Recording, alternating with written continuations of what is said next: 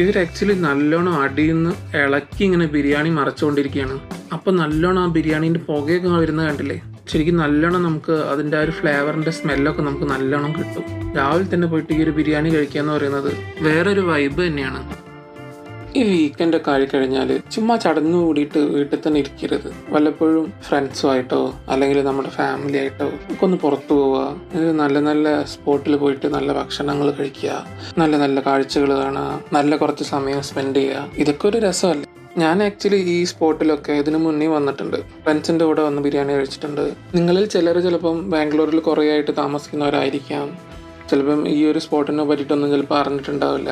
അപ്പം അങ്ങനെയുള്ളവരാണെങ്കിൽ വല്ലപ്പോഴൊക്കെ ഫ്രീ ഉള്ള സമയത്തൊന്ന് ട്രൈ ചെയ്ത് നോക്കുക. പിന്നെ നാട്ടിൽ നിന്ന് വരുന്നവരാണെങ്കിൽ ചിലപ്പം ബാംഗ്ലൂരിൽ അവിടെ എന്തൊക്കെ ഉണ്ടെന്നുള്ള ഒരു ഐഡിയ ഒന്നും ഉണ്ടാവില്ല.